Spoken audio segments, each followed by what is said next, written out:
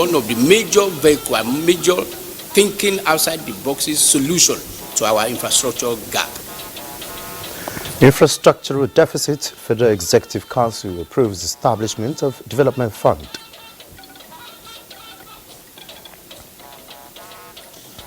Hale and hearty Kuriga school children meet Governor Sani in Kaduna ahead of reunion with parents. Nigerian Universities Commission collaborates with British Council on enhancing curriculum and tutorial approaches, just as Education Minister sets deliverables for the next 3 years. I felt that the curriculum in the Nigerian university system requires stakeholders to take a look at it. Hello and welcome to the Network News. I am Olajide Bello. Joining me from Lagos is Michael Olalaye, and Musa Abaka is standing by for the business news segment. Remember, you can watch this broadcast live on our website, nta.ng/live, and on our other social media handles displayed on your screen. Let's start with infrastructural deficit. The Federal Executive Council has approved the setting up of a renewed Hope Infrastructure Development Fund to bridge infrastructure deficits in the country. This is one of the outcomes of the Federal Executive Council meeting this Monday at the State House. State House correspondent Musbat and Wahab reports. Indeed, a good afternoon to savor the moment after the release of the recently kidnapped students in Kaduna State. Kuriga school children released unhurt. For the president, who just last week reassured of a rescue mission without payment of ransom, it is a promise kept.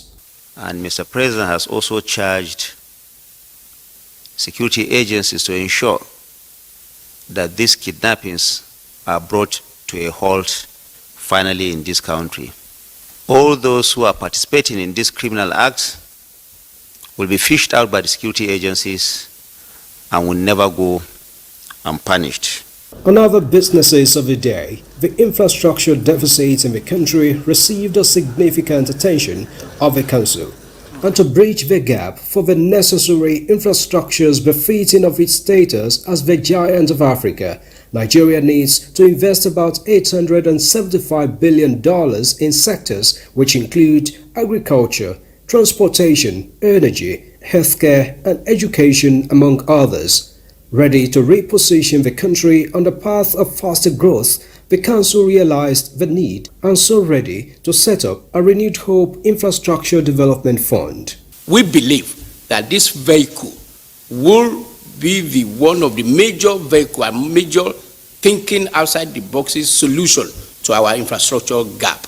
And we believe, hopefully by the special grace of Almighty God, that Mr. President will launch this fund after the Honorable Minister Economic Planning and Budget will have done the supplementary budget that will take care of all these critical projects. And it largely was responsible for midwifing the phenomenal infrastructural development of Lagos, or that Lagos has witnessed, which is now a cynosure of eyes in Nigeria, which has given rise to a multiplier effect of the economy of Lagos that now makes Lagos to be a fifth largest economy in Africa, larger than over 30 countries in Africa. It is this special purpose vehicle that has been able to attract the needed foreign investment into infrastructural development. That is the prototype that is being created here for the nation at large. The Council announced a major support of a 15 billion yen financing for the National Agricultural Growth Scheme secured from a Japanese international cooperation agency. And it's essentially free money. 30 years, 10 years moratorium and 1% interest rate. So it's the kind of bilateral support that doesn't put a strain on Nigeria financially and of course helps in the agricultural sector. In addition, I did share with the Federal Executive Council Mr. President's approval of a request to set up an economic management team task force to, over the next 6 months, implement major measures aimed at growing the economy, increasing production, thereby creating jobs and reducing poverty. Again, a brighter future looms for Nigerian youths as the Ministry of Youth Development secured Council's approval for 3 memos to guarantee new hope for them. These include an approval to institutionalize the 30% of inclusiveness of youths in government positions and another to restructure and institutionalize the Youth Investment Program and commencement of youth enterprises. This will go a long way to support young businesses and bring a lot of succor to young persons. Strategy that actually stands out in the implementation of the new or the revamped Youth Investment Fund will be the establishment of clusters. And clusters will ensure that young people cross-guarantee each other, and the clusters will be focused on commodities of comparative advantage across the 6 geopolitical zones. The Council also approved the sum of 1.267 trillion naira to finance 28 roads and bridges across the country. From the State House, Musbah and Wahab, NTA News. And away from infrastructural deficit, the federal government has assured that it has launched a manhunt for the suspects in the ongoing criminal probe into the activities of Binance in Nigeria. Nadim and Jawala escaped from lawful custody in the country. Minister of Information and National Orientation, Mohammed Idris, gave the indication while fielding questions from State House correspondents on the development. On him, the Interpol has also been contacted, and government is optimistic that this individual will be brought to book very soon. And those who were charged with the responsibility of keeping him in custody have also been arrested, and they have been questioned. And as more information as regards that is available, it will be made available to Nigerians. For us in revenue, it doesn't matter because we are dealing with company, not individual. So irrespective of where they are in the world, we have what it takes to make sure that they come and they comply with our law. So it doesn't matter whether the man is here or anywhere in the world. As long as we have Binance, there is no way they will escape the compliance matter that we file against them. So. And 2 weeks after abduction, the released students of Kuriga have been handed over to the Kaduna State government by the military. The GOC-1 Division Nigerian Army, Kaduna Major General Landa Sarasu, who handed over the children, says out of the 137 released students, 6 are still receiving medical attention at an army medical facility in the state. Muhammad Umara Jingi reports. It was a moment of joy as the military convoy arrived at Government House Kaduna with the release of abducted students of Kuriga who had endured the unimaginable at the hands of their abductors for more than 2 weeks. The children, with their faces beaming with a new sense of hope, walked into the council chambers premises where they were welcomed by the Kaduna State Governor, who offers his words of comfort and encouragement. Today, to the glory of God, all the children abducted are here back safely. When this incident happened, I want to draw the attention to most of those conflict matches I mentioned and insecurity matches. Most of them went to the media. I just start speculating that 207 children were abducted. And successfully freed 137 students and pupils who were abducted. When you add the staff member that died, it gives us a total of 138. The governor urged the media to stand in solidarity with the government in its quest to ensure lasting peace and security for all citizens in the country. The released students that were handed over to the state government are 131.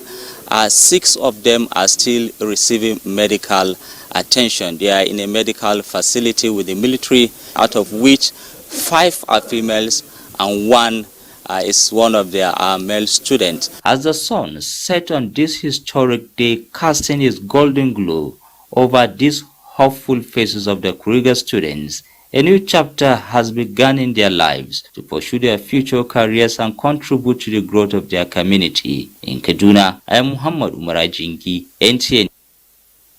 To the education sector, the next few weeks, the Ministry of Education will start taking data on all schools from primary to tertiary level, number of pupils, students, teachers, lecturers and staff. This is coming from the Minister of Education, Professor Tahir Mamman, at a two-day workshop on implementation, collation, harmonization and reportage of presidential priority ministerial deliverables and roadmap for the education sector. The focus is to ensure that all parastatals deliver on their mandates for the overall interest of the country.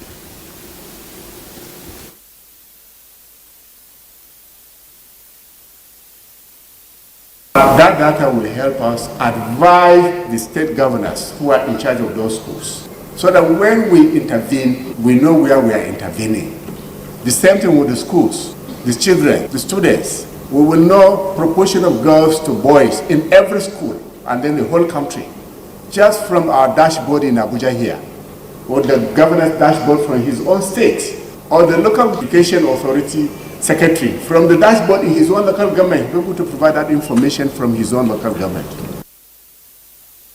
Of parastatals signed a bond to ensure that heads of desks deliver on this mandate. Meanwhile, teaching and learning experience in the 21st century are evolving at an unprecedented rate, driven by technological advancements, shifting demographics, and emerging global challenges. Stakeholders consider continuous curriculum reform in the education sector as a necessary measure to assist schools, especially universities, in responding to a fast-changing world. This is the discourse as the Nigerian Universities Commission collaborates with the British Council on enhancing curriculum and tutorial approaches in Nigerian universities with the implementation of the recently developed core curriculum and minimum academic standards. Over the years, to continuously attune the Nigerian university system to provide the skills, requisite skills to implement new policies and paradigm shifts. And in this case, is a core curriculum, minimum academic standards, which is the flagship, signature innovation of the NUC to bring Nigerian universities to speed, to put them on the wall map of contemporary curriculum. So we felt that the curriculum in the Nigerian university system requires stakeholders to take a look at it. Is it really, addressing the immediate need in the Nigerian education system? Is it responding to the issue of employability, entrepreneurship, so that students, when they come out of the university, they are equipped with the right skills? Expected that at the end of the workshop, relevant stakeholders and participants from universities across the country will be better equipped in implementing the core curriculum and minimum academic standards, related innovations, and re-evaluating curriculum delivery to make it more meaningful and effective in contributing to the future of education. To the health sector now, the federal government has reassured Nigerians of quality healthcare delivery system and state-of-the-art infrastructural facilities in the federal government-owned health institutions across the country. Minister of State for Health and Social Welfare, Dr. Tunji Alausa, gave the assurance by handing over an oxygen power plant to the Federal Medical Center in Diaba, Abuja, Ogun State. Yemi Dalemo completes the report. Minister of State for Health and Social Welfare, Dr. Tunji Alausa, who expressed the commitment of the federal government to provision and expansion of healthcare infrastructure, notes that the oxygen plant will go a long way in assisting FMC Abuja to meet the oxygen needs of Nigerians using the facility. Represented by the Director of Hospital Services, Federal Ministry of Health, Dr. Jimoh Salaudeen, the minister assured of more healthcare facilities across the country. You will realize that the minister mentioned something as regards to the issue of cancer. About 6 zones in the country are going to benefit from equipment that will be helping in managing cancer. So as regards to all this initiative, expect more. Global Fund Initiative, represented by Mark Eddington, commended FMC Abuja Ogun State and Nigeria for the sustained effort towards the establishment of a sturdy healthcare infrastructure to serve Nigerians. The last 10 years in particular, we have seen some really good results. We've seen people on antiretroviral therapy living with HIV go from about 15% to over 80%. We've seen TB active case finding go from probably one of the lowest in the world. Global Fund came along and they've supported us. They provided lots of cylinders of oxygen for us, but they've now made it more sustainable. Mortality associated with lack of oxygen will be greatly reduced. So we are very grateful to the federal government, Global Fund, and the state governor. Installation of the oxygen power plant was conceived in 2020 in response to the outbreak of COVID-19 pandemic and now being implemented as a proactive measure to prevent the emergence of similar pandemics in the country. But away from the health sector, the federal government has urged the international community to partner African continent for more development through sustainable funding. The Minister of Women Affairs, Uju Kennedy, said this during her presentation at the just concluded 68th session of the United Nations Women Conference, the Commission on the Status of Women held in New York, USA. The minister remarked that Nigeria's President Bola Tinubu is committed to job creation for women and youth by putting in place economic structure to fast-track investment, accelerate implementation of various frameworks for achieving sustainable development goals by 2030. She noted that investing in women in the African sub-region is essential in upscaling girl-child education and child marriage and other harmful practices through a multi-sectoral approach. The Commission on the Status of Women is a functional commission of the United Nations Economic and Social Council, an organ of the UN that promotes gender equality and women empowerment. You're watching the Network News. More reports. Thanks for being there. Now to serve regional matters. Former Head of State, General Yakubu Gowon, has tasked President Bola Tinubu, who is the chairman of the ECOWAS, to heed the calls of member states in uniting the sub-region by working with new members of Nigeria's Academy of International Affairs to measure up to several challenges confronting the West African sub-region and the Sahel. General Gowon made the call at the inauguration and investiture ceremony of the Academy in Abuja. Garba Natala reports.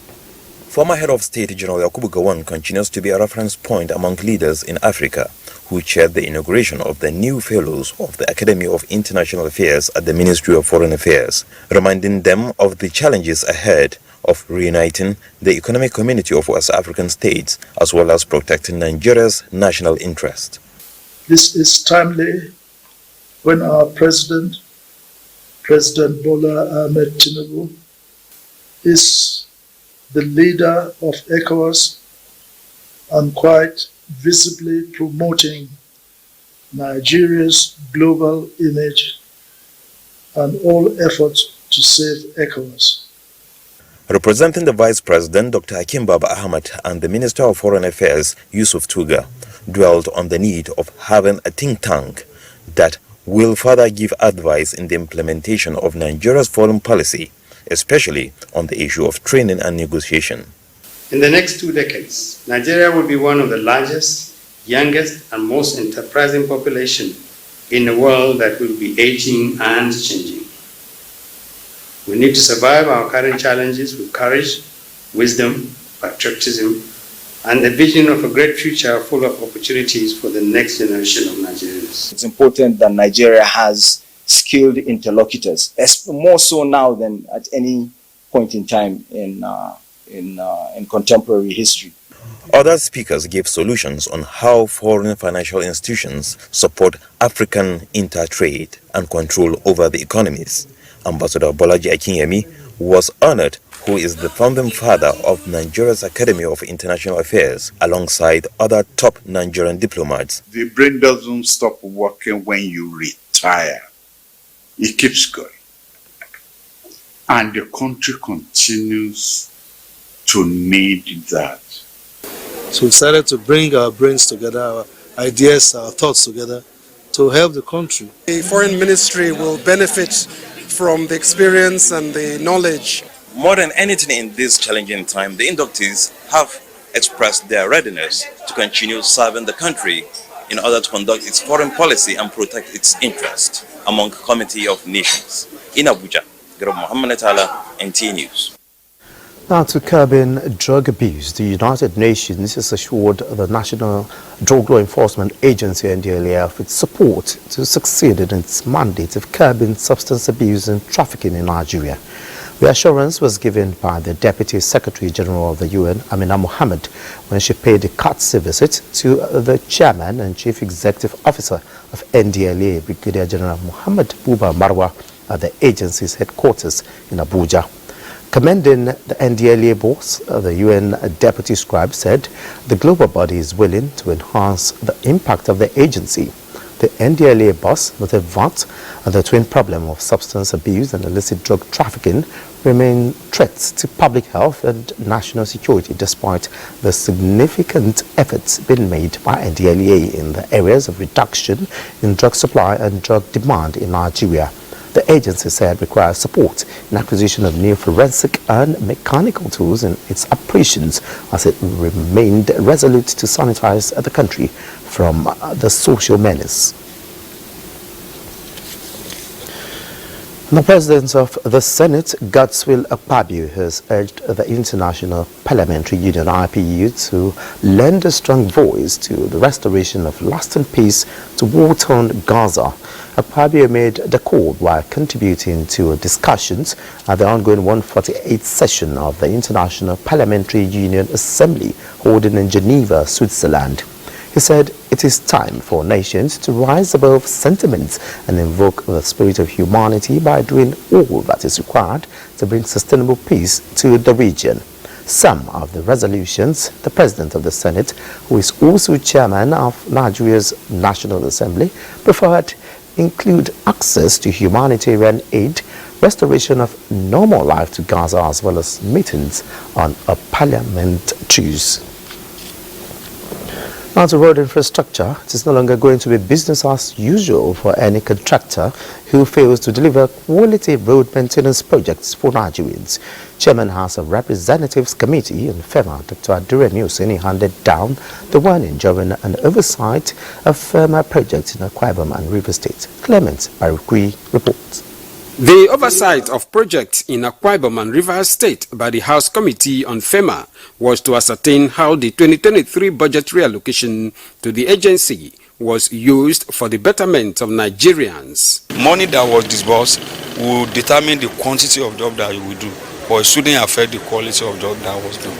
Among key projects inspected in Akwa Ibom State include the Ikoremoesien General Road Maintenance, as well as the Ete Back Road Concrete Box Culvert.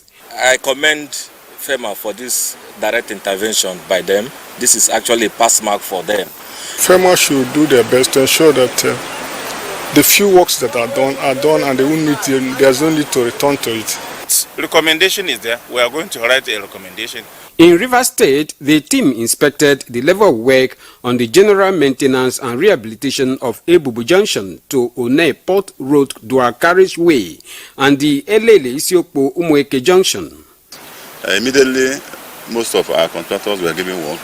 Some mobilized to sites. The House of Representatives Committee on FEMA promised more of such oversight to ensure road maintenance and repairs are delivered to Nigerians based on specifications. Clement Barikui, NTA News. To pilgrimage matters now, the National Hajj Commission of Nigeria, NACON, says intending pilgrims to this year's Hajj will need to pay additional 2 million naira to the initial payment of 4,900,000 naira. Abdullahi Musa Suleja reports that in a circular, the Commission says the addition is based on the current foreign exchange rate. The report is hereby presented. As Hajj fare was fixed for late 2023. This was, however, extended twice due to inability of a good number of intending pilgrims to meet up with the payment. The last extended date was 12th of February last month. As at 31st December 2023, Naira was less than 900 to $1, but that has surged. Federal government intervened through various strategies, including persuading cost reductions. Unfortunately, the interventions could not cover the entire number that had met the final registration deadline. Regrettably, about 50,000 pilgrims under the public quota have paid their fare of about 4.9 million naira, whose payments are currently under the custody of the Commission. While the Commission regrets the short notice, it has become inevitable due to Saudi Ministry of Hajj and Umrah's stern warning to Nigeria regarding the delay in adhering to the Hajj arrangement framework. As for those who wish to withdraw their registration for the 2024 Hajj, the Commission has advised them to formally request for refund from their state, which will be treated with all sense of urgency.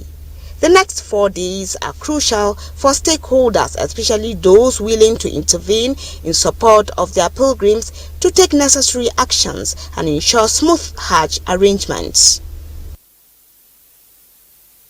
Time now to join Michael in Lagos for stories making the rounds from that zone. Good evening, Michael. Good to see you, Olajide. Investing in the processes and technologies that will enhance Nigeria's trajectory growth in the maritime business will drive innovation and make the country competitive on the global stage. The Director General of the Nigerian Maritime Administration and Safety Agency, NIMASA, stated this in Lagos while emphasizing on the importance of a more encompassing approach to developing shipping in the country. Beyond establishing a solid platform for the development of shipping business, using various instruments like regulations, promotion and fostering implementation of the core values for advancing indigenous participation in maritime trade in the country, the Nigerian Maritime Administration and Safety Agency, NIMASA, has in the last decade focused on the 4 concepts of maritime security, which are marine safety, sea power, blue economy and resilience. The successes are visible, with the number in the cases of piracy and crime at sea showing a downward trend from what it was in 2018, and this change in direction, which is in line with President Bola Tinubu's renewed hope agenda, will be driven by innovation. Our mandate to regulate the maritime industry, promote safety, security at sea, and develop the Nigerian shipping industry is not only vital to the economic prosperity of our nation, Nigeria, but also to the well-being of our people and sustainability of the planet. The goal going forward is about efficiency, but more premium will be placed on environmental sustainability. We must ensure that our maritime operations adhere to the highest standards of safety and security, protecting the lives of seafarers, passengers and cargoes. While the Gulf of Guinea continues to breathe a sigh of relief from piracy and other attacks, courtesy of the Deep Blue platform, the expectation is high that the new Director General will fast track the process for more ships flying the Nigerian flag to sail across the region. In Lagos, about 350 Lagos residents drawn from 5 divisions of the state have been empowered with various vocational tools that will help reduce poverty and foster economic growth, especially among the vulnerable and less privileged in the society. S.A. Wamaka reports that this initiative of the wife of Lagos State Governor Dr. Ibijoke Sanwo-Olu is part of our commitment to the well-being and prosperity of every individual in the state. Lagos residents, including widows, persons living with disabilities and the less privileged, now have a ray of hope as the First Lady of Lagos State and wife of the Lagos State Governor Dr. Ibijoke Sanwo-Olu put smiles on faces of the vulnerable and less privileged in the society by providing empowerment support with vocational tools ranging from hairdressing kits, popcorn machines, tailoring machines, amongst others, to improve their quality of life. One of the beneficiaries, Sonia Olu Abdurrahman, a visually impaired person who is into soap making, says, "Very happy and excited that I can now do my work. I have learned this work, but no equipment to use. But from today, I'm happy that I have this. So I will work with it. I'm hoping to start the food business with my mom and my cousins. And I will make everything possible to save money and also empower people around me. Dr. Ibijoke Sanwo-Olu, while presenting the tools to the beneficiaries, appealed to individuals and private organizations to cushion the efforts of government at this critical period by rendering support to deserving individuals. Also aware that these things, the prices are going up every day. So it will be very, very unfair, for you to get this thing and then just sell it off. Please use it and also use it to teach somebody else. It is a catalyst for change, a beacon for hope for all those striving to break the chains of poverty and inequality. Challenges will come, but be strong-minded and be positive. I'm going somewhere. The empowerment scheme of the First Lady of Lagos State is the 5th in series. In Lagos, S.A. Awamaka. Those are the reports from Lagos. Network News continues after this break with business. Thanks for being there. Let's talk business. The Central Bank of Nigeria says it has sold $10,000 to each Bureau de Change operator at a rate of 1,251 naira to a dollar. Circular to Bureau de Change operators by Director, Trade and Exchange Department of CBN, Dr. Hassan Mahmoud, says each BDC is instructed to sell the dollars to eligible customers at a rate not exceeding 1.5% above the purchase rate. They suggest BDCs are expected to sell above 1,269 naira to a dollar. This is the second tranche of sale of FX to eligible BDCs. And out energy crude oil futures rose Monday as Ukrainian drone strikes disrupt Russian refining capacity and Moscow orders output cuts to meet OPEC Plus targets. The West Texas Intermediate crude contract for May gained 1.50% to $81.84 a barrel. The Brent contract for May added 1.33% to $86.57 a barrel. Russia has ordered companies to cut oil output to meet Moscow's commitment to OPEC Plus, industry sources told Reuters Monday. Several OPEC Plus countries have agreed to voluntary production cuts totaling 2.2 million barrels per day through the second quarter. And now to equities market. It's a bearish close for the first weekday of trading on the equities market as 30 NGX listed equities end the session in negative territory. The all-share index fell by 0.49% to close at 104,136.35 basis point. A total of 306.8 million shares in 9,343 deals corresponding to a market value of 11.3 billion naira were traded. Equity capitalization decreased to 58.8 trillion naira as Ella Lakes led the gainers with 10% share price appreciation, closing at 3 naira 63 kobo per share. Well, that's a quick look at business news. Olajide is back to you. The National Youth Service Corps, NYSC, has consistently rebranded its skill acquisition model that empowers millions of Nigerian youth and prepare them to fit into the global labor market. Olainka Ojo reports that millions of Nigerian youths are benefiting from this scheme. Not enough to cater for the teeming youth population, not just in Nigeria, but the world over. Acquiring a skill has become necessary. This is because entrepreneurs are major drivers of great economies of the world. And one of those towing this lane is John Simon, a graduate of marketing from Plateau State Polytechnic. He is into shoemaking, a trade he learned from his father. He was able to improve his skills while participating at the NYSC Skills Acquisition Training Program on camp. Actually, I don't intend to search for white-collar jobs again, because with what I have now, I can be able to sustain myself. For the NYSC, The SAID program in the last 12 years, through the support of stakeholders, have trained more than 3 million Youth Corps members with requisite skills. And today, most of them are job creators, self-reliant, and have sustainable jobs. Over 565,489 receiving various levels of training.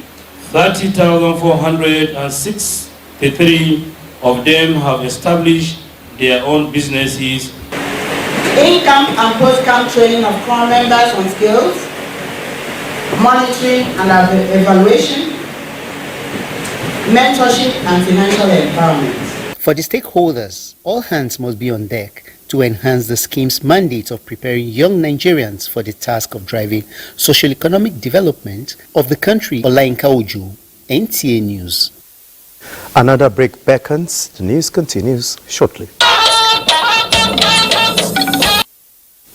Glad to know you're still there. Nigerians rate Team Nigeria high ahead of the Olympics as Super Eagles gear up